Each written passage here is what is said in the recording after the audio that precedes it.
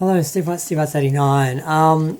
Okay, so a bit of gossip on He-Man Revelations. I mean, Masters Universe Revelations. Can't call it He-Man anymore. Now, I've already done this video, but I forgot a couple of things, so I'm just redoing it. So if I repeat myself, it's because I thought I said that in the last video. But the current sort of drama at the moment is they are race swapping King Grayskull. And while I'm not particularly triggered by that because I'm not racist and I don't care so much, I am aware from comments on my own YouTube channel and in Facebook and all that from other people that a lot of black people actually don't like this. They actually don't want this. They want, when they think of representation, they want new characters that represent them, or they want old characters who were ignored and didn't get the kind of screen time that the other main white characters got, to get developed and be brought up to their level and developed as much as the other characters. What they don't want is people just taking a white character, changing the colour of their skin and then saying, oh, you're represented now. There, we've done it. We've done our job. It's just lazy. It's just lazy is what it is. You're not creating new characters. You're not developing the old characters. You're just taking an already established character, making it black and saying, there. And there was one guy who made the example on one of the fan sites that got the attention of one of the people working on the show. I think it was the producer. He said, "It's not representation. I don't. It just feels like getting hand-me-down clothes, and that's what it feels like to them. It's just like, well, we won't show you the respect of creating a character for you or developing the characters that you liked or felt represented by but didn't get a lot of screen time. We're just gonna paint one black, and that'll do." That'll be good enough for you. No. And what about the Asian people? What about Jitsu? What about Ninja? Like, do they get any time? Do they get any attention? I mean, I had Ninja as a kid, and I'm like, it was in like one episode. I'm like, why can't they build that character up? Because apparently Asian people aren't important. It's only like women and black people are the only ones who, that for them is representation. And although Black Lives Matters is like really important because of what's happening with the police force, in general, representation shouldn't just be like one or two groups that get representation and then people pat themselves on the back and say, oh, look, we're woke. You need to focus on everyone. So yeah, that's driving me a bit nuts. There's also the issue of mythology, because they're changing the mythology. And when they announced these two shows, because there's two He-Man shows coming from Netflix, they said, we're going to do two. We're going to do one is going to be like a reboot for the kids, and one is going to be a continuation for the adults, so everyone's happy. And I should have been able to enjoy this. This should have been for me, but it's not. And I'm just told it's not for you, basically, if you don't like it as it is. And this is not fair. I mean, they told us they were going to continue the show. They're not continuing the show. Well, they are for like 10 minutes, and then they're rebooting the show within the show. I guess it's a soft reboot, because as far as the show is considers itself, it's the same people, the same timeline, everything, but it's not. They've changed everything. And if you change the characters, if you change the mythology, you can't say, oh, we're continuing it, because you're not changing it. And it's just really frustrating, because I should have been able to enjoy this. This should have been for me, and it's not. And then people just say you're whiny and, oh, you're a sexist because you don't want Teela to have her own show. I'm like, I'm fine with Teela having her own show, but call it Teela's show and say, we're doing a Teela spin-off. Don't tell me, we're doing a continuation of He-Man. It's for you, you're going to love it. And then give me a Teela series where He-Man is basically turned into reduced to Prince Adam for a whole season. And Prince Adam also, let's talk about his design. He basically looks like a girl now.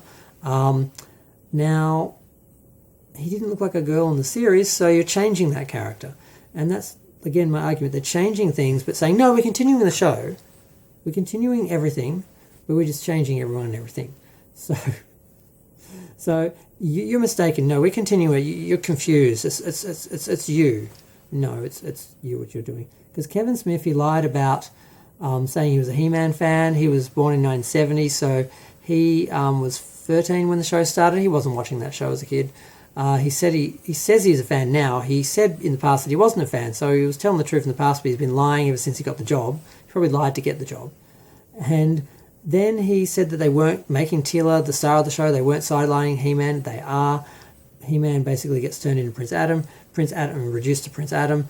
Prince Adam stays Prince Adam to the end of the series, and then Teela is nice enough to give him his sword back and allow him to be He-Man, and then he'll get probably like 30 seconds transition, says I'm the power, and that'll be the end of the show. That's all we get. Like I said in the other video, 11 minutes of He-Man. You get 10 minutes before the sword is broken and he goes back to Prince Adam, and then another 30 seconds, maybe a minute. I'm being very generous, of He-Man at the end of the show.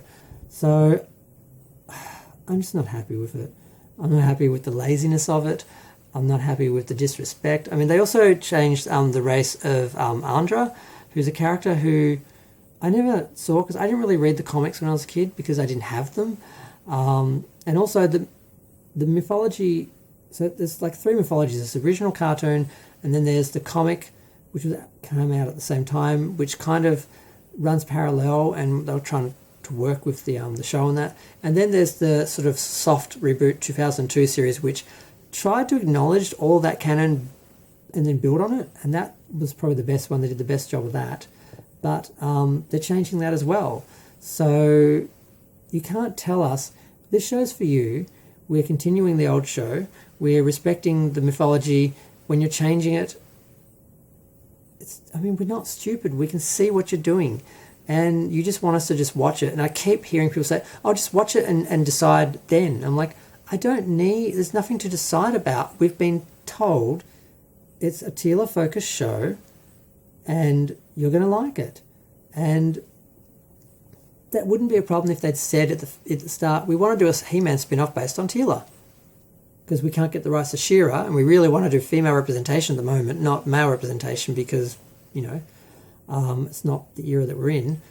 But they can't get the rights to She-Ra because someone else has that. Someone made a video. There've been a few videos about the rights situation and how She-Ra was lost, basically, and Mattel doesn't have it the same as they have He-Man.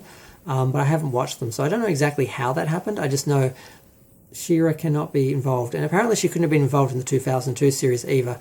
They were planning to use her, but I don't think they could have. They probably would have found out when they started doing some scripts that they actually couldn't bring her in. But it's just a big mess. And also just wanted to say, I got a message from someone from one of the Facebook He-Man groups, because I post my videos on like fan groups, because being a small YouTuber, YouTube doesn't promote me because I don't make them any money. I don't have a lot of followers. I'm not monetized. So YouTube only cares if you can make them money. So I don't get promoted anywhere. No one sees my videos unless I actually share them with people. So normally if I do something on He-Man or Star Trek, I'll share it on some of the fan groups just to make sure people get an opportunity to see it. And if they don't care, they don't have to watch it. If they do, that's good. And I always say, let me know what you think. So when I get messages on my YouTube channel, I always answer. I think if you're a small channel, it's kind of your obligation. If you're a bigger channel, you can't because there's too many. There's no way to do it. But I can.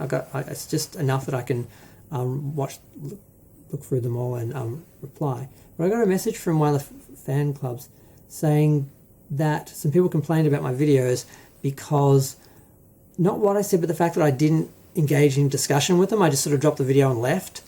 Often when I drop stuff, you don't get a lot of replies. I've gone back and there's not a lot of interaction. I look back and it's sort of like, okay, fine, no one watched it, whatever. At least it was there. They had they saw it.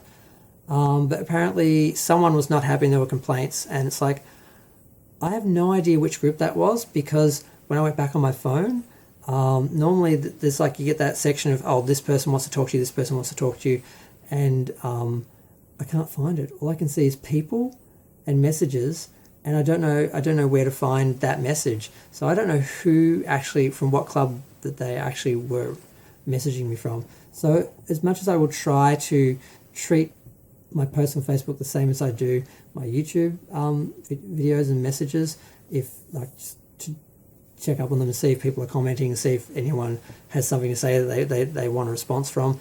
I have no idea who actually sent that message, so I can't specifically address them and that. But I'm glad a few people were watching. It's good. I'm a fan. I just want to share my thoughts with the fans, see what they think. I want to commiserate with the other fans that aren't happy. I want to educate the mistaken people who think they're fans or think they know what's happening, who say, oh, just give it a chance, I'm like, no, I don't need to watch this show to know what it is, because I've already been told and shown what it is. I will see it, but I'm not going to pay for it. Netflix is not getting any more money. I'm not buying any of the new toys. I buy Origins toys, I buy Super 7 toys, I buy the original toys, but I'm not going to buy any of these new ones. And that's the sad thing, because I would have. If this show was actually made for me, and they were respecting me, I would already have all the characters already pre-ordered, and I'd be buying them all. They'd be getting my money. And I'm one of those fans, I spend money on Star Trek and things that I like, but there's nothing for me to spend it on anymore.